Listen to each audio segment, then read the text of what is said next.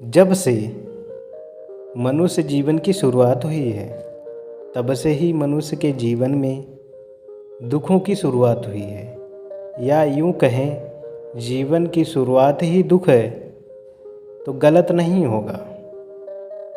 क्योंकि हम देखते हैं जैसे ही जीवन की शुरुआत होती है तभी से जन्म, बुढ़ापा, बीमारी, प्रिय लोगों का बिछुड़ना और अप्रिय लोगों का मिलना, चाही हुई वस्तु का ना मिल पाना, शारीरिक और मानसिक भिन्न भिन्न प्रकार के दुखों का सामना जीवन में होने लगता है।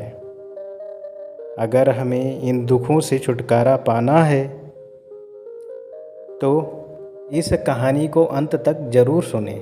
को सुनने से पहले चैनल को सब्सक्राइब करें और बेल आइकन को प्रेस कर दें, जिससे कि हमारी नई नई वीडियोज़ की नोटिफिकेशन आपको मिलती रहे।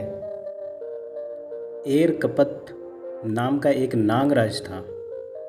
उसकी एक सुंदर कन्या थी, जिसके विवाह के लिए वह उपयुक्त वर ढूंढना चाहता था। अतः उसने शर्त रखी कि जो कोई स्वयंवर में उसके पूछे प्रश्नों का उत्तर दे देगा, वह अपनी बेटी का विवाह उससे करा देगा। इस विधि द्वारा वह बुद्ध को भी ढूंढना निकालना चाहता था। नागराज पूर्व जन्म में एक भिक्षु था, पर उसने कुछ गलती कर दी थी, अतः उसे भवचक्र में बार बार निम्न योनि में जन्म लेना पड़ा। एक दिन शास्ता ने अपनी दिव्य दृष्टि से देखा कि उत्तर माणवक नाम का एक युवक स्वयंवर में भाग लेने जा रहा है और उसमें सोतापन्न होने की संभावना है। अतः शास्ता उसके मार्ग में खड़े हो गए और उसे समझाया कि युवती के प्रश्नों का उत्तर कैसे देना चाहिए। साथ ही धर्म प्रवचय भी हुआ। अब वह श्रोतापन्न हो गया, अतः उसे उस युवती को पाने की चाह नहीं रह गई। फिर भी सबों के कल्याण हेतु वह उधर चल पड़ा।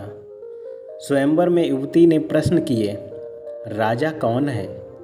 क्या जो क्लेशों से मुक्त हो गया है उसे राजा कह सकते हैं? तीसरा प्रश्न, क्लेशों से मुक्त होने की विधि क्या है? और चौथा, मूर्ख कौन है? युवक ने इन प्रश्नों के उत्तर इस प्रकार दिए। पहला, जो अपने 6 इंद्रियों को बस में रखता है वही राजा है। दूसरा, जो क्लेशपूर्ण जीवन जी रहा है वह राजा नहीं है। जो क्लेशों से मुक्त है वही राजा है। तीसरा, तृष्णा से मुक्त होकर क्लेशों से मुक्त हुआ जा सकता है। तथा चौथा, जो सांसारिक काम वासनाओं के पीछे दौड़ता है वह मूर्ख है। इसके बाद युवती ने संगीत के माध्यम से इंद्रियों की बाढ़ रूपी इच्छाओं, जन्म मरण के चक्कर, अज्ञान के कारण आदि के विषय में पूछा और उनसे मुक्ति के मार्ग को जानना चाहा। उत्तर ने इन सभी प्रश्नों का जवाब वैसा ही दिया जैसा बुद्ध ने सिखाया था। जब एक एरकपत ने एक उत्तर सुने तो वह सुनिश्चित हो गया कि बुद्ध का अवतरण हो गया है। अतः उसने उत्तर से आग्रह किया कि वह उसे बुद्ध के पास ले चले। बुद्ध वाराणसी में एक बगीचे में विहार कर रहे थे। एरकपत शाक्य मुनि को सादर प्रणाम कर रोने लगा। बुद्ध ने पूछा, राजन क्यों रो रहे हो?